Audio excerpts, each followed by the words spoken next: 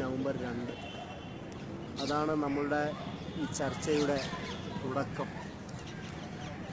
Actually അതൊരു immediate കോഴ്സായിരുന്നു വിഷയത്തിൽ. Arab Israel കോൺഫ്ലിക്റ്റിൻ്റെ അല്ലെങ്കിൽ ഖളിയത്ത് ഫലസ്തീൻ എന്ന അറബി പറയുന്ന ഫലസ്തീൻ ഇഷ്യൂവിൻ്റെ തുടക്കം ഒരു ഇമ്മീഡിയറ്റ് കോഴ്സ് എന്ന നിലയിലാണ് നവംബർ 2, 1917 എന്നത്. അതിപ്പോൾ അത് പറയാൻ കാരണം 100-ാം വർഷം വാർഷികം ഒരു ടീം ആഘോഷിക്കുക, മറ്റൊരു ടീം പ്രതിഷേധിക്കുക എന്ന് പറയുന്ന രണ്ട് ഘട്ടങ്ങൾ ഇപ്പോൾ കടന്നു പോയിക്കൊണ്ടിരിക്കുകയാണ്. അതിൻ്റെ ഭാഗമായിട്ടാണ് ഈ ചർച്ച നമ്മൾ മുമ്പിൽ വെക്കുന്നത്. പക്ഷേ അറബ് മുസ്ലിം ലോകത്തെക്കുറിച്ചുള്ളൊരു ചരിത്രബോധം, ഫലസ്തീൻ വിഷയത്തെക്കുറിച്ചുള്ള ഒരു ചരിത്ര ബോധം വ്യക്തമായി നമുക്ക് ഉണ്ടാവണം എന്നുള്ളത് വെച്ചിട്ടാണ് നമ്മൾ ഈ ചർച്ച തന്നെ മുന്നിൽ വെച്ചത്. അതിൽ ഇപ്പം അവസാനം ബ്രിട്ടനിലൊരു പ്രകടനം നടന്നിരുന്നു. പ്രകടനത്തിന് മുമ്പായിട്ടൊരു ബ്രിട്ടനിലെ ഫേമസ് ആയ ഒരു ഗ്രഫിറ്റി ആർട്ടിസ്റ്റുണ്ട്, ബാങ്ക്സ്കി എന്നാണ് മൂപ്പരെ വിളിക്കുക. ആരാണെന്ന് ആർക്കും അറിയില്ല. അനോണിമസ് ആണ്. അദ്ദേഹം പല രൂപത്തിൽ വരും. അദ്ദേഹത്തിന് 4-5 ഒരു 8-9ഓളം ഒരു ഗ്രൂപ്പുണ്ട്. അവരും ആരൊക്കെയാണെന്ന് ആർക്കും അറിയില്ല. അവർ ഈ അടുത്ത് ഒരു ഡെമോൺസ്ട്രേഷൻ നടത്തിയിരുന്നു. അതിലൊന്ന്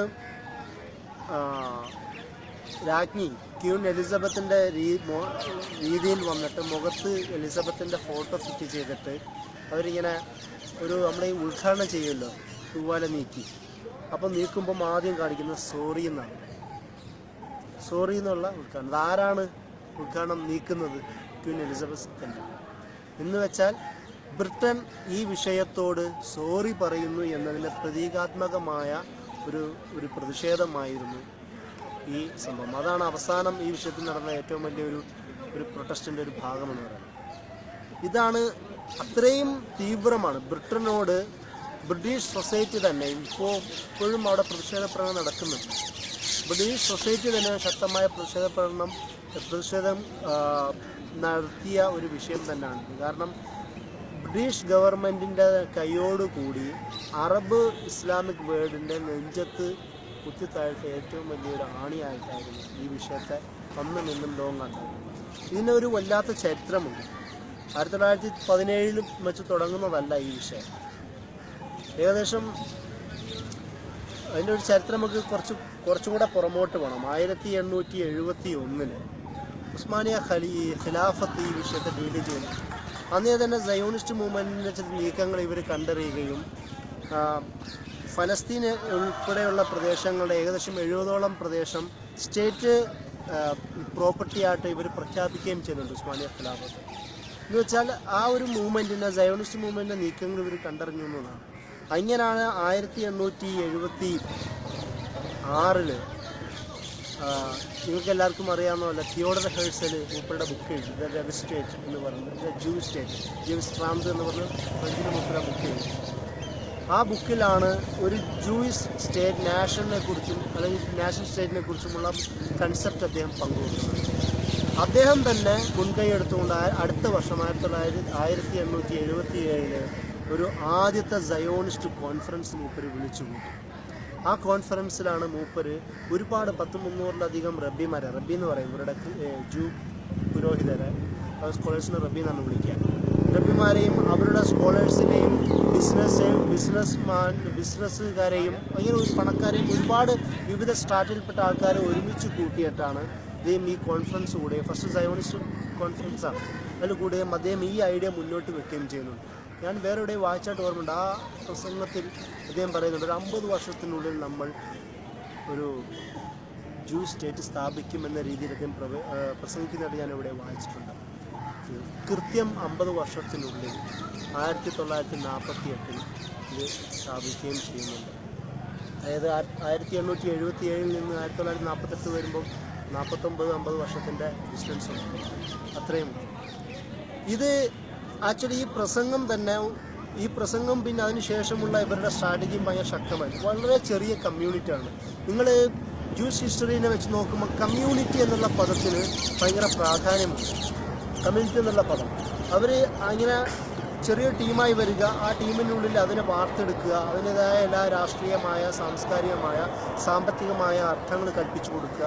അങ്ങനെ വളർന്നവരാണ് ജൂസ് കമ്മ്യൂണിറ്റി. ആ കമ്മ്യൂണിറ്റി എന്നുള്ള പദവും ഇവരുമായിട്ട് നല്ല ബന്ധമുണ്ട്. അങ്ങനെ ആ സമയത്താണ് സുൽത്താൻ അബ്ദുൽ ഹമീദ് സെക്കൻഡിൻ്റെ അടുത്ത് അദ്ദേഹത്തിൻ്റെ അടുത്ത് അദ്ദേഹവും ഈ കാര്യത്തെ വളരെ സൂക്ഷ്മമായിട്ടാണ് കൈകാര്യം ചെയ്തത്. ഫലസ്തീൻ വിഷയത്തെ അദ്ദേഹം അധികാരം ഏറ്റെടുത്തതിന് ശേഷം 1883 ആ ടൈമിൽ മുഴുവൻ ഫലസ്തീനും ഇസ്ലാമിൻ്റെ ഖിലാഫത്തിൻ്റെ കീഴിലുള്ളതാണെന്ന് പ്രഖ്യാപിക്കുകയും ആ ആർക്കും വിട്ടുകൊടുക്കില്ല എന്ന് പറയുകയും ചെയ്തിരുന്നു. എന്നിട്ടാണ് 1900 ഇങ്ങനെ ഓരോ ചരിത്ര പ്രാധാന്യമുള്ള ഡേറ്റുകളാണ്. 1900 ഇങ്ങനെ ഒരു ടീം തിയോഡർ ഹെർസന്റെ നേതൃത്വത്തിൽ ഇദ്ദേഹത്തെ കാണാൻ അനുവാദം ചോദിച്ചു. ഈ വിഷയവുമായി ബന്ധപ്പെട്ട് ഒരു നാഷൻ വേണം, അല്ലെങ്കിൽ ഒരു സ്ഥലം വേണം, ഞങ്ങൾക്ക് ജ്യൂസ് താമസിക്കാൻ എന്നുള്ള അർത്ഥത്തിൽ. പക്ഷേ സുൽത്താൻ അബ്ദുൽ ഹമീദ് സെക്കൻഡ് സമ്മതിച്ചില്ല. അങ്ങനെയാണ് വീണ്ടും അദ്ദേഹത്തിൻ്റെ ഒരു സുഹൃത്തിന്, നിയോളൻസ്കി എന്നൊരു സുഹൃത്തിന്, മറ്റൊരു ജൂവിനെ ഇദ്ദേഹത്തിൻ്റെ അടുത്ത് അയക്കുകയും ഇതേപോലെ കാര്യങ്ങൾ സംസാരിക്കുകയും ചെയ്യുമ്പോൾ അദ്ദേഹം പറയുന്നൊരു മറുപടിയുണ്ട്: ഇത് എൻ്റെ സ്വത്തല്ല, ഇത് ഖിലാഫത്തിൻ്റെ മുസ്ലിങ്ങളുടെ വഖഫ് സ്വത്താണ്, അതെന്ത് പറഞ്ഞാലും ഞാൻ കൊടുക്കുകയില്ല എന്ന് പറഞ്ഞ് ഇവരെ തിരിച്ച് മറുപടി അയക്കുന്നുണ്ട്. ഒരു പക്ഷേ സുൽത്താൻ അബ്ദുൽ ഹമീദ് സെക്കൻഡിൻ്റെ ചരിത്രത്തിൽ ഈ ഒരു സംഭവമായിരിക്കാം അദ്ദേഹത്തിനെ സ്ഥാനഭ്രഷ്ടനാക്കുന്നതിൽ കാരണമായതിൽ ഒന്ന്.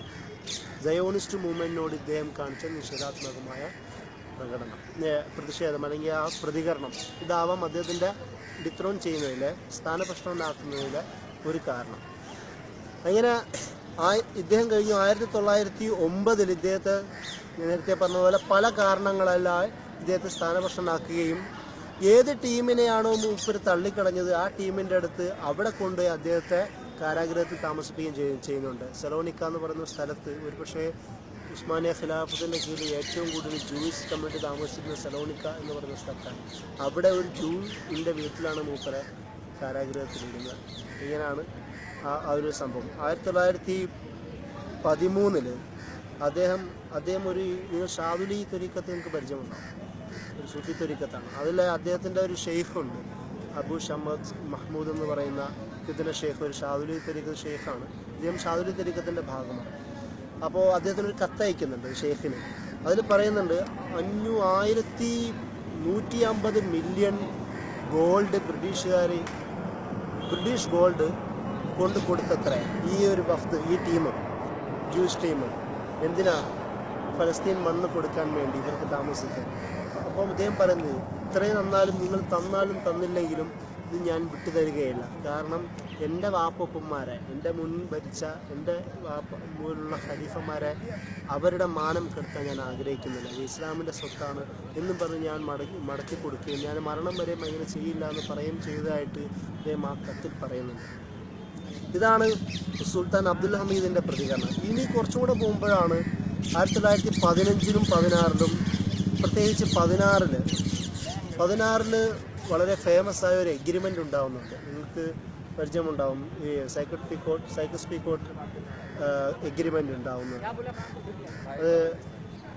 അതായത് ഫ്രഞ്ച് ബ്രിട്ടീഷ് ഒരു ചർച്ചയാണ്. ആ ചർച്ചയിൽ ഏകദേശം അറബ് നാടുകളെ പങ്കിട്ടെടുക്കുന്നതിനെ കുറിച്ചുള്ള, അതായത് ഒന്നാം ലോകയുദ്ധം അവസാനിക്കുന്നതിന് മുമ്പ്, അവസാനിച്ചു കഴിഞ്ഞാൽ ഇനി എന്ത് ചെയ്യണം എന്നുള്ള ചർച്ചയിൽ ഫ്രഞ്ചുകാരും ബ്രിട്ടീഷുകാരും കൂടെ ചേർന്ന് നടന്ന ചർച്ചയിൽ അവർ പങ്കിട്ടെടുക്കുന്നുണ്ട്. എന്നിട്ട് അതിൽ ഈ അറബ് വേൾഡിനെ കുറിച്ചിട്ടാണ് പറയുന്നത്. അതിൽ ഫ്രഞ്ചിന് കുറച്ച് ഏരിയ കൊടുക്കുക, ഫലസ്തീൻ എന്ന് പറയുന്നത് ഇൻ്റർനാഷണൽ അഡ്മിനിസ്ട്രേഷൻ്റെ കീഴിലേക്ക് കൊടുക്കുക, നമ്മളെല്ലാം കൂടെ ഡീൽ ചെയ്യേണ്ട വിഷയമാണ് എന്നും പറഞ്ഞ് അങ്ങോട്ട് വെക്കുക. ബാക്കി ഈ കുറച്ച് നമ്മുടെ ലിബിയ അങ്ങനെ കുറേ സാധനങ്ങൾ ആരൊക്കെ ബ്രിട്ടീഷ് എടുക്കുക, അങ്ങനെ പലതായി തരംതിരിച്ച് വെച്ചേക്കുക. എന്നിട്ടാണ് അടുത്ത വർഷമാണ് ഈ പറയുന്ന ചരിത്രപ്രസിദ്ധമായ അല്ലെങ്കിൽ കുപ്രസിദ്ധമായ ബാൾഫർ ഡിക്ലറേഷൻ ഉണ്ടാവുന്നത്. ഏത്? 1917. അതിന് മുമ്പ് 1916 തന്നെ മറ്റൊരു സംഭവം കൂടി ഉണ്ടാവുന്നുണ്ട്, അറബ് റിവോൾട്ട്. ഏത്? ഉസ്മാനിയ ഖിലാഫത്തിനെതിരെ കിങ് ഷെരീഫ് ഹുസൈൻ്റെ നേതൃത്വത്തിൽ, ഹിജാസ് കിങ് ആയ, ഹിജാസിലെ ഇന്നത്തെ സൗദിയും ഇതൊക്കെ അടക്കമുള്ള കിടക്കുന്ന ഹിജാസ് എന്നാണ് അന്ന് വിളിക്കുക. അതിലെ കിങ്ങായ രാജാവായ ഷെരീഫ് ഹുസൈൻ്റെ നേതൃത്വത്തിൽ ഉസ്മാനിയ ഖിലാഫത്തിനെതിരെ ബ്രിട്ടീഷുകാരുടെ സഹായത്തോടു കൂടിയിട്ടുള്ള ഒരു അറബ് റിവോൾട്ട് ഉണ്ടാകുന്നുണ്ട്. ആ റിവോൾട്ടാണോ ആക്ച്വലി ഈ ഉസ്മാനിയ ഖിലാഫത്തിൻ്റെ സൈനികപരമായ അവസാനത്തെ ആണിക്കല്ലടിക്കുന്നത്, തളർത്തിക്കളയണം. അങ്ങനെ ഒരുപാട് കാഷ്വാലിറ്റി ഉണ്ടാകുന്നുണ്ട്. എന്ന് വെച്ചാൽ ഒരു പക്ഷേ അതൊരു അന്നത്തെ സാമ്രാജ്യത്വമായ ഇവരുടെ ബ്രിട്ടീഷ് സാമ്രാജ്യത്തിൻ്റെ ഒരു ഡിസ്ട്രാക്ഷൻ്റെ ഒരു പോളിസി ആയിരിക്കാം. എന്തായാലും അത് സംഭവിച്ചു. അതേ തൊട്ടടുത്ത വർഷമാണ് ബാൽഫർ ഡിക്ലറേഷൻ ഉണ്ടാകുന്നത്. ബാൽഫർ ഡിക്ലറേഷനാണ് പറയണത് എന്ത്, നമ്മൾ ജൂസിന് വേണ്ടി ഒരു നാട് ഫലസ്തീനിൽ തരാൻ തീരുമാനിച്ചിരിക്കുന്നു. ആര് തീരുമാനിച്ചിരിക്കുന്നു? രാജ്യം തീരുമാനിച്ചിരിക്കുന്നു, ബ്രിട്ടീഷ് സാമ്രാജ്യത്വം തീരുമാനിച്ചിരിക്കുന്നു അവർക്ക് കൊടുക്കാൻ. ഈ ചർച്ചയിൽ 4-5 പേർ കഥാപാത്രങ്ങളാണ്. ഇത് എഴുതുന്നത് നേരത്തെ പറഞ്ഞ ഫോറിൻ മിനിസ്റ്റർ ആയിരുന്ന ആർതർ ബാൽഫറാണ്. കൊടുക്കുന്നത് ജൂയിഷ് ഹിസ്റ്ററിയിലേക്ക് ഏറ്റവും വലിയ സമ്പന്ന കുടുംബങ്ങളൊന്നായ അദ്ദേഹത്തിൻ്റെ പേര് റോഡ്ഷൈഡ് എന്ന് പറയുന്ന റോഡ്ഷൈഡ് ബിസിനസ് കുടുംബം ഇപ്പോഴും ഉണ്ട്. ഇപ്പോഴും അതിൻ്റെ ഒരു അനന്തരവൻ ഇപ്പോഴും വലിയ ബിസിനസ് കുടുംബമാണ്, അവരിപ്പോഴും ഉണ്ട്. ആ കുടുംബത്തിൻ്റെ മുതിർന്ന അംഗത്തിനാണ് ഈ കത്തെഴുതുന്നത്. അദ്ദേഹം സയോണിസ്റ്റ് മൂവ്മെൻറ്റുമായി ബന്ധമുള്ള ആളാണ്. അതുപോലെ തന്നെ ഇതിൽ വേറെ എന്ന് വെച്ചാൽ ജോർജ് അന്നുള്ള പ്രൈം മിനിസ്റ്റർ അതേപോലെ തന്നെ ഈ പറഞ്ഞ പോലെ ബാൽഫർ ഡിക്ലറേഷൻ ബാൽഫർ, അതുപോലെ തന്നെ റോഡ്ഷൈഡ്, ഈ പറയുന്ന 3 പേരും കൂടെ ചേർന്നിട്ടുള്ള ബന്ധമാണ്. ഇതിൽ നിങ്ങൾക്കറിയാമോ ഒരാളും കൂടെ ഉണ്ട്, വെയ്സ്മാൻ എന്ന് പറയുന്ന ഇസ്രായേലിൻ്റെ ആദ്യത്തെ പ്രധാനമന്ത്രി. അവർ സയോണിസ്റ്റ് മൂവ്മെൻറ്റിൻ്റെ നേതാവാണ് ആ സമയത്ത്. അദ്ദേഹവും ഇതിലെ പ്രധാന ഭാഗമാണ്. അങ്ങനെയാണ് 1917 ഈ സന്ധി ഉണ്ടാവുകയും ഈ ഒരു സന്ദേശം സയോണിസ്റ്റ് മൂവ്മെൻറ്റിന് കൈമാറുകയും അത് അവർ വല്ലാതെ ആഘോഷിക്കുകയും ചെയ്യുന്നുണ്ട്. ഇതിന് മുമ്പേ തന്നെ 1900 അടുത്തായിട്ട് തന്നെ ആലിയ എന്ന് പറയുന്ന സംഭവം ഉണ്ടാകുന്നത്. ആലിയ എന്ന് പറഞ്ഞാൽ ഹീബ്രു ഭാഷയിൽ ഗോയിങ് ബാക്ക് അല്ലെങ്കിൽ ഒരു എന്താണ് പറയുക ഒരു തിരിച്ചുവരവാണ്. എന്ന് വെച്ചാൽ ഇപ്പോൾ കേരളത്തിൽ നിന്ന് ഒരുപാട് ജ്യൂസ് ഇസ്രായേലിലോട്ട് പോയി. ഇസ്രായേൽ വെച്ചാൽ ഫലസ്തീനിലേക്ക് പോയി. റഷ്യയിൽ നിന്നും അവിടെ നിന്നും ജർമ്മനിയിൽ നിന്നും ഒരുപാട് പേര് ഈ വരവിനെയാണ് ആലിയ എന്ന് പറയുന്നത്. അത് ഒരുപാട് ഫസ്റ്റ് ആലിയ, സെക്കൻഡ് ആലിയ, അങ്ങനെ ഫിഫ്ത്ത് ആലിയ, അങ്ങനെ ഒരുപാട് ആലിയകളുണ്ട്. ഒരുപാട് കൂട്ടമായി വരുന്നുണ്ട്. അതിൽ ആദ്യത്തേത് വരുന്ന 1883 സംതിങ് കാലത്താണ് ആദ്യത്തത് ഉണ്ടാവുന്നത്. പിന്നെ അവസാനം ഫിഫ്ത്ത് 1930-കളിലാണ് ഫിഫ്ത്ത് ഉണ്ടാവുന്നത്. പിന്നെയും പല ടൈമുകളായിട്ട് ഈ ജ്യൂസ് ഇങ്ങോട്ട് യാത്ര തിരിക്കുന്നുണ്ട്, ഇപ്പോഴും അവിടെ താമസിക്കുന്നുണ്ട്. ഈ താമസിക്കുന്നവർ അവിടെ ഏറ്റവും വലിയ പ്രത്യേകത വന്ന് കയറിയാൽ ഇത് സിറ്റിസൺഷിപ്പ് കിട്ടുക എന്നുള്ളൊരു സിസ്റ്റം അങ്ങനെയാണ്. അപ്പോൾ അതുകൊണ്ടാണ് അവർ ആ ഒരു ഉദ്ദേശം വെച്ച് അവിടെ പോകുന്നത്. അങ്ങനെ ഇത് മുമ്പേ നടക്കുന്നുണ്ടായിരുന്നു. ഈ ബാൽഫർ ഡിക്ലറേഷനോട് സംഭവിച്ചതെന്ന് വെച്ചാൽ അവിടെ എത്തുക, അതുപോലെ തന്നെ ഈ നേരത്തെ പറഞ്ഞ ബിസിനസ് കുടുംബങ്ങളും നല്ല സമ്പന്നരാണ്, കമ്മ്യൂണിറ്റി നല്ല രീതിയിൽ വളർന്ന ഒരു ഗ്രോത്തുള്ള ഒരു കമ്മ്യൂണിറ്റിയാണ്. അവർ പലരും എന്ത് ചെയ്യുക, സ്വത്ത് വാങ്ങുക അല്ലെങ്കിൽ പിടിച്ചു വാങ്ങുക, ഒന്ന് പ്രീണിപ്പിക്കുക. എങ്ങനെയാണെങ്കിലും സ്വത്ത് വാങ്ങുക, ഭൂമി വാങ്ങുക, അതാണ് ഉദ്ദേശം. ഭൂമി വാങ്ങുക, എന്നിട്ട് വരുന്നവരെ അവിടെ താമസിപ്പിക്കുക, പലരെയും അടിച്ച് പുറത്താക്കുക അല്ലെങ്കിൽ കൊന്നുകളയുക. എന്ന് വെച്ചാൽ എത്നിക് ക്ലീൻസിങ് നടക്കുക, മസാക്ർ നടക്കുക, ജനസൈഡ് നടക്കുക. ഇങ്ങനെയുള്ള കാര്യങ്ങൾ ചെയ്തിട്ടാണ് അവർ ആ നാട്ടിൽ നിന്ന് ഇങ്ങോട്ട് കൊണ്ടുവരിക, ഇവിടുന്ന് ആൾക്കാരെ ഇല്ലാണ്ടാക്കുക. ഇതിനവർ പേരിട്ട് വിളിച്ചാണ് സെറ്റിൽമെൻറ്റ് എന്നുള്ളത്. നിങ്ങളിപ്പോൾ ഒരുപക്ഷെ ഈ അറബ് ഇസ്രായേലി ചർച്ചയിൽ നോക്കുമ്പോൾ സെറ്റിൽമെൻറ്റ് എന്നാണ്. ആക്ച്വലി ഒക്കുപ്പേഷൻ എന്നുള്ളതിൻ്റെ ഏറ്റവും മധുരം ചേർത്ത പദപ്രയോഗമാണ് സെറ്റിൽമെൻറ്റ് എന്ന് പറയുന്നത്. ഒക്കുപ്പൈ ചെയ്യുക, എന്നിട്ട് അതിന് ഇവരെ അങ്ങോട്ട് സെറ്റിലാക്കുക. ഈ ഒക്കുപ്പൈ ചെയ്യുന്നതിനെ ഞാൻ കട്ട് ചെയ്ത് കളയുക, അങ്ങനെയാണ് സെറ്റിൽമെൻറ്റ് എന്നുള്ള പദം ഉപയോഗിക്കുക. അങ്ങനെ അത് അവിടെ നിന്ന് തുടങ്ങി. എന്നിട്ടാണ് പിന്നെ ഉസ്മാനിയ ഖിലാഫത്തിൻ്റെ അധികം മുഴുവൻ ഇല്ലാണ്ടാവുകയും 1924 ഇല്ലാണ്ടാവുകയും പിന്നെ നേരത്തെ പറഞ്ഞതുപോലെ ഏകദേശം ഇതിന് ശക്തമായ പ്രതികരണങ്ങൾ ഉണ്ടാകുന്നുണ്ട്. ഇന്ന് ഹമാസിൻ്റെ അവരുടെ മിലിറ്ററി വിങ്ങിൻ്റെ പേര് കത്തായിബ് ഇസുദ്ദീൻ അൽ ഖസ്സാം എന്നാണ്. ഇസുദ്ദീൻ അൽ ഖസ്സാം എന്ന് പറയുന്നത് 1930, 20, 25, 30കളിൽ ഇസ്രായേലിനെതിരെയും ബ്രിട്ടീഷിനെതിരെയും പോരാടിയ ഒരു സ്കോളറാണ്, മുജാഹിദാണ്. അദ്ദേഹത്തിൻ്റെ പേരിനോട് ചേർത്താണ് ഹമാസ് അവരുടെ മിലിറ്ററി വിങ്ങിന് തന്നെ പേരിട്ടേക്കുന്നത്, കത്തായിബ് ഇസുദ്ദീൻ അൽ ഖസ്സാം എന്ന് പറയുന്നത്. അദ്ദേഹം ഇതിനെതിരെ ശക്തമായി പോരാടിയിട്ടുണ്ട്. അങ്ങനെയാണ് 1948 സ്വാഭാവികമായും തന്നെ ഈ പറഞ്ഞ ബ്രിട്ടീഷുകാരുടെ സഹായത്തോടു കൂടി എന്ത് സംഭവിക്കുന്നത്, ഇത് എസ്റ്റാബ്ലിഷ്മെന്റ് സ്ഥാപനം ഉണ്ടാവുന്നു. എന്തിനാണ് ഇങ്ങനെ ബാൽഫർ ഇങ്ങനെ ഡിക്ലെയർ ചെയ്തത് എന്ന് പറയുന്ന ഒരു ചർച്ച നടക്കുന്നുണ്ട്. റംസി ബാറൂദ് എന്ന് പറയുന്ന അറിയപ്പെട്ട ഒരു ഫലസ്തീൻ എഴുത്തുകാരനാണ്.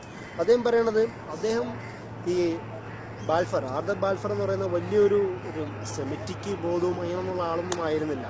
മൂപ്പർക്ക് ഉദ്ദേശം എന്ന് വെച്ചാൽ എങ്ങനെയെങ്കിലും US സപ്പോർട്ട് കിട്ടണം. എന്തിന്? വേൾഡ് വാർ നടക്കുകയാണ്, US ശക്തമായി വളർന്നു വരുന്ന രാഷ്ട്രമാണ്. അതിന് ബ്രിട്ടീഷിന് US സഹായം ആവശ്യമുണ്ട്. അങ്ങനെ ആകുമ്പോൾ ബ്രിട്ടീഷിന് സഹായം സയോണിസ്റ്റുകൾ വഴി നേടിയെടുക്കാം എന്ന് പറയുന്നൊരു ബോധം ആർദർ ബാൽഫറിനുണ്ടായിരുന്നു. അത് മുഖേന, അപ്പം സയോണിസ്റ്റ് മുഖേന ഒരു വെസൽ, ഒരു പാത്രമാണ് സയോണിസ്റ്റ്, അത് മുഖേന എടുക്കുക, അല്ലാതെ ഇതിനോട് വലിയ താല്പര്യം ഉണ്ടായിട്ടല്ല എന്ന് പറഞ്ഞും ബാറൂദിൻ്റെ 2-3 ദിവസം മുമ്പുള്ള ഒരു അറബി ആർട്ടിക്കിൾ ഉണ്ടായിരുന്നു. അതേമാതിരി ഈ കാര്യം പറയുന്നത്. അപ്പം ഇതാണ് അത്. അപ്പം US സഹായം നേടിയെടുക്കുക, അതിനാണ് ബാൽഫർ ഉദ്ദേശിച്ചത്. അതുപോലെ തന്നെ US സഹായത്തോടു കൂടിയും പിന്നെ ബ്രിട്ടീഷിൻ്റെ സഹായത്തോടു കൂടിയും 1948 ഇത് ഈ സ്ഥാപിതമാവുന്നുണ്ട്. അതിനുശേഷം നടക്കുന്നതും കൂടി നമ്മൾ കുറച്ച് അറ്റം പറയുമ്പോൾ അതും കൂടെ അറിയണമെന്ന് തോന്നുന്നു. 1948 തന്നെ ആദ്യത്തെ അറബ്-ഇസ്രായേൽ വാർ ഉണ്ടാകുന്നു. അറബ് അലയൻസ് എന്ന് വെച്ചാൽ അറബുകളായ സിറിയ, ഇങ്ങനെ പറയുന്ന ഈജിപ്തിൻ്റെ നേതൃത്വത്തിൻ്റെ കീഴിൽ ഏകദേശം കുറേ അറബ് സ്റ്റേറ്റ്സുകളും കൂടെ കൂടുകയും അതിൽ അന്നാണ് 1928 ഇഖ്വാൻ രൂപപ്പെടുന്നത്. ഇഖ്വാൻ നല്ലൊരു സൈനിക ശക്തിയായി. ഇഖ്വാൻ എന്ത് ചെയ്തു എന്ന് വെച്ചാൽ, ഒരു മുസ്ലിം ഓർഗനൈസേഷൻ, ഇസ്ലാമിക് ഓർഗനൈസേഷൻ എന്ന നിലയിൽ നിളാമുൽ ഖാസ് എന്ന് പറയുന്ന ഒരു പ്രത്യേക മിലിറ്ററി സൈനിക വിങ് ഉണ്ടാക്കിയിരുന്നത്. നിളാമുൽ ഖാസ് സ്പെഷ്യൽ ഓർഗനൈസേഷൻ, ഘടനയോ അങ്ങനെ എന്തൊക്കെ പേരോട് നിളാമുൽ ഖാസ് എന്നാണ് പേര് കൊടുത്തത്. അത് എന്തിനാണ് ഉണ്ടാക്കിയെന്ന് വെച്ചാൽ വേറൊന്നിനുമല്ല, ഈ ജൂ സ്റ്റേറ്റ് ഉണ്ടായതിനോട് പോരാടാൻ വേണ്ടി മാത്രം ഉണ്ടാക്കി. അത് ട്രെയിൻ ചെയ്യുകയും അങ്ങനെ ഇമാം ഹസൻ അൽ ബന്ന അദ്ദേഹം ഒരു പ്രഖ്യാപനം നടത്തുന്നുണ്ട്, ഇസ്രായേലിന് വേണ്ടി, ഫലസ്തീനിന് വേണ്ടി 10,000 പോരാളികളെ ഞാൻ സംഭാവന ചെയ്തിരിക്കുന്നു എന്ന് പറയുന്നത്. അങ്ങനെ വലിയ കഥകളൊക്കെ ഉണ്ട്. അങ്ങനെ അതിനുമായി ബന്ധപ്പെട്ട് ഒരുപാട് വരികയും അങ്ങനെ 10,000-ഓളം ആൾക്കാരെ ഇഖ്വാൻ തയ്യാറാവുകയും അന്ന് ഈജിപ്തിൻ്റെ കീഴിലുള്ള സൈന്യത്തോടൊപ്പം തന്നെ ഇഖ്വാൻ പോവുകയും ചെയ്യുന്ന സംഭവം ഇതിൻ്റെ ഒരു കൂടെ ചേർത്ത് പറഞ്ഞതേ ഉള്ളൂ. കാരണം ഇത് ഇഖ്വാൻ്റെ കാര്യം പറയാൻ കാരണം മിലിറ്ററി മാത്രമല്ല, പൊതു അറബ് സമൂഹം അന്നും ഇന്നും ഇസ്രായേലിനെതിരെയാണ്. അപ്പം അന്ന് അതിൻ്റെ ഒരു സാമ്പിളിംഗ് എന്ന നിലയിൽ ഇഖ്വാൻ്റെ കാര്യം പറഞ്ഞതേ ഉള്ളൂ. കാരണം മുസ്ലിങ്ങളാണല്ലോ, പൊതു മുസ്ലിം സമൂഹമാണ്, അതുകൊണ്ടാണ് ഇഖ്വാൻ്റെ കാര്യം പറഞ്ഞത്. പക്ഷേ അത് പരാജയപ്പെടുകയാണ് ഉണ്ടായത്. ഇസ്രായേലിന് നല്ല സൈന്യശക്തി ഉണ്ടായിരുന്നു, ചെറുതാണെങ്കിലും നല്ല സൈന്യശക്തി ഉണ്ടായിരുന്നു. മറ്റുള്ളവരുടെ സഹായവും മറ്റുള്ള സൈനിക ശക്തികളുടെ സഹായം കൂടി ഉള്ളതുകൊണ്ട് ഇവർ പരാജയപ്പെട്ടു. അങ്ങനെ അത് പോയി. രണ്ടാമത്തെ അറബ് വാർ ഉണ്ടായിരുന്ന 1967 യോം കിപ്പൂർ വാർ എന്ന് ഫേമസ് ആയ ഒരു സംഭവമാണ്. അതായത് റമദാനാണ് ഉണ്ടായത്. 1977 അറബ്-ഇസ്രായേൽ വാർ ഉണ്ടായത് റമദാനാണ്. പക്ഷേ അതേ ഇസ്രായേലികൾക്ക് ആ ദിവസം പ്രധാനമായിരുന്നു. യോം കിപ്പൂർ എന്ന് പറയുന്നത് അവർക്കും ഇതേപോലെ നോമ്പും പരിപാടിയൊക്കെ ഉള്ള വ്രതമുള്ളൊരു ദിവസമായിരുന്നു. അപ്പോൾ അവർ യോം കിപ്പൂർ വാറെന്ന് അവർ പറയുകയും മുസ്ലിങ്ങൾ അതിനെ റമദാനിൽ സംഭവിച്ച വാറെന്നുള്ള ഒരു പരിഭാഷ കൊടുക്കുകയും ചെയ്തു. പക്ഷേ എന്തായാലും ഇസ്രായേലിനെതിരെയാകുമ്പോൾ ഒരു ജിഹാദി പരിവേഷം വന്നു. അവർക്കാവുമ്പം തിരിച്ചൊരു മതപരിവേഷം ഈ സംഭവത്തിൽ ഉണ്ടാകുന്നുണ്ട്. അതിലും പരാജയപ്പെടുകയാണ് ഉണ്ടാവുന്നത്. കാരണം നിരന്തരമായ അറബ്-ഇസ്രായേൽ വാറുണ്ടാവുന്നതോടുകൂടി പലവട്ടം തോൽപ്പിക്കാത്തത് കാരണത്താലും ഈ സോഷ്യലിസത്തിൻ്റെ ഇടിവ് നഷ്ടപ്പെട്ടു. അതായത് നാസറിസത്തിൻ്റെ ഇടിവ് നഷ്ടപ്പെട്ടു. അന്ന് ജമാൽ നാസറായിരുന്നു ഈജിപ്ഷ്യൻ്റെ നേതാവ്, പ്രസിഡന്റ്. അദ്ദേഹത്തിൻ്റെ ഇത് നഷ്ടപ്പെടുകയും 1970 അദ്ദേഹം മരിക്കുകയും ചെയ്യുന്നുണ്ട്. അങ്ങനെയാണ് നമ്മുടെ പുതിയ ആൾ അദ്ദേഹത്തിന് അൻവർ സാദാത്ത്. 1973 മൂന്നാമത്തെ അറബ്-ഇസ്രായേൽ വാറിന് തുടക്കമിടുകയും സ്വാഭാവികമായും അദ്ദേഹം പരാജയപ്പെടുന്നുണ്ട്. പക്ഷേ 1978-79 കാലത്താണ് ഒരുപക്ഷെ ആദ്യമായി ഒരു മുസ്ലിം സ്റ്റേറ്റ് എന്ന് വെച്ചാൽ അറബ് സഖ്യത്തിലുള്ള മുസ്ലിം സ്റ്റേറ്റ്. നിങ്ങൾക്കറിയാമോ, ഈ തുർക്കി 1948 ഇത് സ്ഥാപിച്ചു, ഇസ്രായേൽ സ്ഥാപിച്ചു. 49 തുർക്കി ഇസ്രായേലിനെ സ്റ്റേറ്റായി അംഗീകരിച്ചു. ആദ്യത്തെ മുസ്ലിം സ്റ്റേറ്റ് തുർക്കിയാണ് ഇസ്രായേലിനെ അംഗീകരിച്ച ആദ്യത്തെ മുസ്ലിം സ്റ്റേറ്റ്. കാരണം അതൊരു സെക്യുലർ സ്റ്റേറ്റ് ആയിരുന്നു. അവർ സ്വയം മുസ്ലിം സ്റ്റേറ്റായിട്ട് പോലും കണ്ടിരുന്നില്ല. അതുകൊണ്ടാണ് സംഭവിച്ചത്. എന്നാൽ ഞാൻ പറഞ്ഞതുപോലെ അൻവർ സാദാത്ത് 1978-79 ആദ്യമായി ക്യാമ്പ് ഡേവിഡ് അക്കോർഡ് എഗ്രിമെൻ്റ് തയ്യാറായി. ക്യാമ്പ് ഡേവിഡിൽ ബെനാച്ചൻ ബെഗിനും ജിമ്മി കാർട്ടറും നമ്മുടെ അൻവർ സാദത്തും ചേർന്നിട്ടുള്ള ഇതുണ്ടാവുകയും ആ സമയത്തെ നോബൽ പ്രൈസ് അവാർഡ് ഈ 3 പേർക്ക് കിട്ടുകയും ചെയ്തു. നോബൽ പ്രൈസ് അവാർഡ് കിട്ടുന്നതിൻ്റെ ക്രൈറ്റീരിയ ആണ്. പക്ഷേ മുസ്ലിം ലോകത്ത് ഒരു തൃപ്തിയും ഉണ്ടാക്കിയില്ല. 80കളിൽ 81 ഒരു പരേഡിനിടയിൽ ഒരു ചെറുപ്പക്കാരൻ ആർമി മൂപ്പരെ കുത്തിയോ വെടിവെച്ചോ കൊന്നുകളഞ്ഞു. അതിന് പിന്നെ ഇഖ്വാൻ്റെ നെഞ്ചത്താണ് ആ വിഷയം വന്നത്. ഇഖ്വാൻ ഇസ്ലാമിസ്റ്റ് ആണെന്നാണ് വന്നത്. കാരണം അറബ് മുസ്ലിം ലോകത്തെ പൊതുവികാരമായിരുന്നു അയാളത് കുത്തിക്കൊല്ലാൻ കാരണം. അത് ആരോപണം ഇഖ്വാൻ്റെയും മറ്റുള്ള മുസ്ലിം പ്രസ്ഥാനങ്ങളുടെ നേരെ വന്നത്. പക്ഷെ അത് ജയിച്ചില്ല ആരോപണം. എന്നാലും അതെങ്ങനെ സംഭവിച്ചു? 81 അദ്ദേഹം വധിക്കപ്പെട്ടു. പിന്നീടാണ് നമ്മുടെ PLOൻ്റെ വരവ്. 80കളിൽ PLO ശക്തമാവുന്നു. 1984 ഇന്തിഫാദയുടെ വിഷയം വരുന്നു. 85 ഹമാസ് രൂപീകരിക്കുന്നു. അങ്ങനെ മറ്റൊരു രൂപം ഈ വിഷയത്തിൽ കടന്നു വരുന്നു. ഞാൻ പറയുന്നത് ബാൽഫർ ഡിക്ലറേഷൻ ഉണ്ടാക്കിയത് ഒരുപാട് രക്തച്ചൊരിച്ചിലിന് കാരണമാക്കിയിട്ടുണ്ട്. ഇസ്രായേൽ സ്ഥാപിച്ചു എന്നതിൻ്റെ അപ്പുറം എവിടെയാണ് സ്ഥാപിച്ചത്? നിങ്ങൾക്കറിയാമോ? ഇസ്രായേലിനെ കുറിച്ച് പറയണത് ഒരു വർത്തമാനമുണ്ട്. അതായത് ഭൂമിയില്ലാത്ത ആൾക്കാരില്ലാത്ത ഭൂമി എന്നാണ് അവർ വെച്ചാൽ കയറി തന്നെ. എന്നുവെച്ചാൽ ഫലസ്തീൻ എന്ന് പറയുന്ന ആൾക്കാരില്ലാത്ത കുറേ ഒഴിഞ്ഞ സ്ഥലമാണ്. ഓൾഡ് ആൾക്കാരെ അടിച്ചിറക്കിയിട്ട് അവർ പറയുന്ന പദപ്രയോഗമാണെന്ത്? ഇസ്രായേലികൾ ഭൂമിയില്ലാത്തവരാണ്, ഫലസ്തീനോ ആൾക്കാരില്ലാത്തതാണ്. അപ്പോൾ ആൾക്കാരില്ലാത്ത ഭൂമിയില്ലാത്ത ആൾക്കാർക്ക് കൊടുക്കുക. മറ്റേതോ നാട്ടിൽ നിന്ന് ആൾക്കാർ വളരെ സുഖമായി താമസിക്കുന്ന ആൾക്കാരെ സയോണിസം എന്ന് പറയുന്ന പൊളിറ്റിക്കൽ ഐഡിയോളജി മുന്നിൽ വെച്ചുകൊണ്ട് അവർ പൊളിറ്റിക്കൽ ഇൻഡോക്ട്രിനേറ്റ് ചെയ്തുകൊണ്ട് വിളിച്ചു വരുത്തിയിട്ട് പറയുന്ന വാക്കാണെന്ത്? ഭൂമിയില്ലാത്ത ആൾക്കാരില്ലാത്ത ഭൂമി കൊടുക്കുക. ആ തിയറിയാണ് മുന്നിൽ വെക്കുന്നത്. ഇങ്ങനെയാണ് ഞാൻ നേരത്തെ പറഞ്ഞുള്ള എത്നിക് ക്ലീൻസിങ് ഉണ്ടാകുന്നത്. അതിനൊരു ടൂളായിരുന്നു എത്നിക് ക്ലീൻസിങ്. മസാക്കർ ഉണ്ടാവുക, ജനസൈഡ് ഉണ്ടാവുക, ഓക്യുപ്പേഷൻ ഉണ്ടാവുക, അതിന് സെറ്റിൽമെൻറ്റ് എന്നുള്ള പേര് കൊടുക്കുക. ഇങ്ങനെ നിരന്തരം ഈ കാര്യങ്ങൾ സംഭവിച്ചു. അങ്ങനെയാണ് 1993 രണ്ടാമത്തെ ഓസ്ലോ അക്കോർഡ് ഉണ്ടാവുന്നത്. അതിൽ യാസർ അറഫാത്തും ഇസാഖ് റബീനും നമ്മുടെ ബിൽ ക്ലിൻ്റനും അവർക്കും കിട്ടി പ്രാവശ്യത്തെ നോബൽ പ്രൈസ് അവാർഡ്. അവർക്കും കിട്ടി നോബൽ പ്രൈസ് അവാർഡ്. സംഭവം ഒന്നും സംഭവിക്കുന്നില്ല. അതായത് 1967 അന്ന് ഉണ്ടായിരുന്ന ഒക്കുപ്പൈ ചെയ്ത സ്ഥലങ്ങൾ തിരിച്ചു കൊടുക്കുക, അങ്ങനെയുള്ള ചില കരാറിലാണ് ഈ സാധനം ഉണ്ടാവുന്നത്. പരാജയപ്പെട്ടു. കാരണം ഒരിക്കലും നിങ്ങൾക്കറിയാം, ഇസ്രായേലിൻ്റെ ഒരു പൊതു സ്വഭാവം തന്നെ ജന്മം തന്നെ ഒരു ഒക്കുപ്പേഷനിലാവുമ്പോൾ വളർച്ച തന്നെയും ഒക്കുപ്പേഷനിലൂടെയായിരുന്നു വളർച്ച. അതിന് സെറ്റിൽമെൻ്റ് എന്ന് പേരിട്ടെന്നേ ഉള്ളൂ. അങ്ങനെ അപ്പം ഇവരൊന്നും ഈ കരാറുകളൊന്നും 200-250 പരം UNOൻ്റെ പ്രമേയങ്ങൾ തന്നെ തള്ളിക്കളഞ്ഞവരാണ് ഇസ്രായേൽ സ്റ്റേറ്റ്. അങ്ങനെ ആകുമ്പോൾ ഓസ്ലോ കടന്ന് പറയുന്ന കരാർ അവർ അംഗീകരിക്കാൻ പോകുന്നില്ല. അതിനുശേഷമാണ് ഇതില്ലാണ്ടാവുകയും അതുമാത്രമല്ല ഫലസ്തീൻ എന്ന് പറയുന്ന നമ്മൾ കരുതുന്ന പ്രദേശം ഒരു വെസ്റ്റ് ബാങ്കും ഗസയും എന്ന് പറയുന്ന 2 ഭാഗം മാത്രമായിട്ട് ഒതുങ്ങി. അതും അവിടെയും സമാധാനപൂർവ്വം ജീവിക്കാൻ ഈ ഇസ്രായേൽ ടീം അംഗീകരിച്ചിരുന്നില്ല. അവർക്കിടയിൽ ഇലക്ഷൻ വല്ലപ്പോഴും നാഷണൽ ലെവലിൽ നടക്കാൻ ആഗ്രഹിച്ചിരുന്നു. 2006 ഒരു ഇലക്ഷൻ അവർ സംഘടിപ്പിക്കുന്നു നാഷണൽ ലെവലിൽ. അപ്പോൾ നാഷണൽ ലെവൽ സംഘടിപ്പിച്ചപ്പോൾ അന്ന് ഈ ഡെമോക്രറ്റൈസേഷൻ പ്രോസസ്സ് നടന്നുകൊണ്ടിരിക്കുകയാണ് USA നേതൃത്വത്തിൽ. എല്ലായിടത്തും ജനാധിപത്യവൽക്കരണം വരണം. അങ്ങനെ ആകുമ്പം എന്ത് ചെയ്യും? ഇസ്ലാമിസ്റ്റുകളെ പരാജയപ്പെടുത്തി മറ്റൊരു കിട്ടും. അങ്ങനെയൊക്കെ കുറേ ആയി തിയറി വെക്കുകയാണ്. സംഭവിച്ചെന്താ? ഹമാസാണ് വിജയിച്ചത് 2006 ഇലക്ഷൻ. ജനുവരിയിലെ ഇലക്ഷന് ഹമാസ് ജയിക്കും. അപ്പോൾ അത് വലിയ ഷോക്കായിരുന്നു ഇസ്രായേലിനും അമേരിക്കയ്ക്കും ഇവരുടെ കൂടെ നിൽക്കുന്ന സിബന്ധികൾക്കും. അങ്ങനെയാണ് അവർക്കിടയിൽ റിഫ്റ്റ് ഉണ്ടാക്കുന്നത്. ഹമാസിനിടയിലും ഫത്തഹ് എന്ന് പറയുന്ന അല്ലെങ്കിൽ PLOൻ്റെ ഭാഗമായ ഫത്തഹ് എന്ന് പറയുന്ന PLO എന്ന് വെച്ചാൽ യാസർ അറഫാത്തിൻ്റെ ടീം ഗ്രൂപ്പ് ഒരു പലസ്തീൻ ലിബറേഷൻ ഓർഗനൈസേഷൻ ആയിരുന്നു.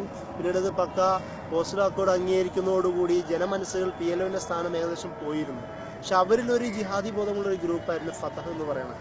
അപ്പോൾ അത് 2 ശക്തമായി മാറിയിരുന്നു. ഫത്തഹ് എന്ന ഗ്രൂപ്പും ഹമാസ് എന്ന് പറയുന്ന ഗ്രൂപ്പ് 2ആയി മാറിയിരുന്നു. ഇത് ഈ ഇലക്ഷനോടുകൂടി ഹമാസ് ജയിക്കുന്നതോടുകൂടി എന്ത് ചെയ്തു? ഇവരെ റിഫ്റ്റ് ഉണ്ടാക്കുകയും അങ്ങനെ ഗസ ഹമാസിൻ്റെ കീഴിലും വെസ്റ്റ് ബാങ്ക് ഫത്തഹിൻ്റെ കീഴിലുമായി വരികയും ചെയ്യുന്നു.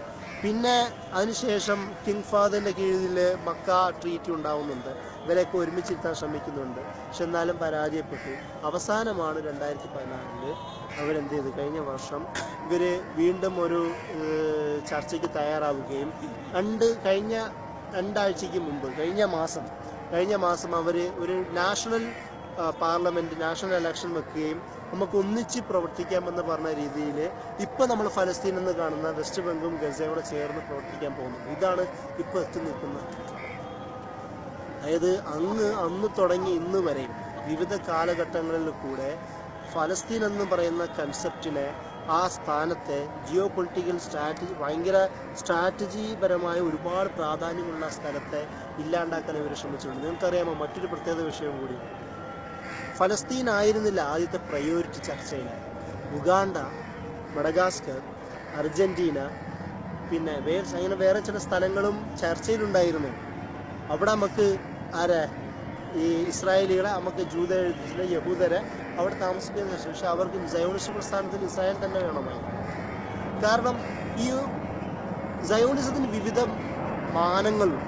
ഒരു ആത്മീയ മാനമുണ്ട്, കാരണം ബൈബിള് മറ്റുള്ള പരാമർശങ്ങളുണ്ട്, മറ്റു തൗറാത്തിൽ സാധനങ്ങൾ. പൊളിറ്റിക്കൽ ഇപ്പോൾ കാണുന്ന പൊളിറ്റിക്കൽ മോൺസ്റ്ററായി നമ്മൾ കാണുന്നത് പൊളിറ്റിക്കൽ സയോണിസ്റ്റാണ്, തിയോഡർ ഹെർസലിന്റെ നേതൃത്വത്തിൽ. അല്ലാതെ തന്നെ മുമ്പേ തന്നെ ഒരു വാഗ്ദത്ത ഭൂമി എന്ന് പറയുന്ന കൺസെപ്റ്റ് ഉണ്ട് അവർക്ക്. അവരുടെ വർത്തമാനങ്ങൾ പറയുന്നത് നെക്സ്റ്റ് ഇയർ ഇൻ ജെറുസലേം. അവർ കാണുമ്പോൾ നമ്മൾ അസ്സലാമു അലൈക്കും എന്ന് പറയുന്ന മാതിരി മുമ്പ് അവർ ചൊല്ലുമായിരുന്നത് അടുത്ത വർഷം ജെറുസലേമിൽ കാണാം എന്ന് വെച്ചാൽ അവരെപ്പോഴും ഒരു പ്രതീക്ഷ വെച്ച് പുലർത്തുമായിരുന്നു. ഒരു പ്രതീക്ഷയായി അവർ. പക്ഷേ സയോണിസ്റ്റ് പ്രസ്ഥാനമാണ് അത് യാഥാർത്ഥ്യവൽക്കരിക്കാനുള്ള ശ്രമം നടത്തിയത്. അങ്ങനൊരു ചരിത്രമൊക്കെ ഇവർക്കുണ്ട്. അപ്പോൾ ഞാൻ പറയുന്നത് വിവിധ ഘട്ടങ്ങളിലൂടെ, രക്തച്ചൊരിച്ചിലൂടെ, അധിനിവേശത്തിൽ കൂടി, ജനസയിൽ കൂടി, അതുപോലെ തന്നെ ഈ മസാക്കറിൽ കൂടി ഒരുപാട് നേടിയെടുത്തതാണ്. ഇപ്പോഴും വിപുലീകരിച്ചു കൊണ്ടിരിക്കുന്നതാണ്. അതുകൊണ്ടാണ് ഇപ്പോൾ അപ്പോഴും അവസാനം പറയുന്നത് സെറ്റിൽമെൻറ്റ് തീർന്നിട്ടില്ല എന്ന് പറയുന്നത്. അതുകൊണ്ടാണ് വെസ്റ്റ് ബാങ്കിൽ അവരെന്ത് ചെയ്യുന്നു, ഇപ്പോഴും പുതിയ വളരെ ഫോഴ്സിബിളായ സെറ്റിൽമെൻറ്റ്. ആ സെറ്റിൽമെൻറ്റ് പദം ആക്ച്വലി ഞാൻ നേരത്തെ പറഞ്ഞല്ലോ, ഒക്യുപ്പേഷൻ എന്നുള്ള ഒരു ഉപയോഗിക്കുന്ന പദപ്രയോഗമാണ്. അതിപ്പോഴും വെസ്റ്റ് ബാങ്ക് കേന്ദ്രീകരിച്ച് അവർ വീണ്ടും തുടരാൻ തുനിയുകയാണ്. അപ്പോൾ എന്ന് വെച്ചാൽ നിർത്തിയിട്ടില്ല എന്നതിൻ്റെ അർത്ഥം. ഇതാണ് ഇഖ്വാൻ്റെ ഇസ്രായേലിൻ്റെ പൊതു ചരിത്രം.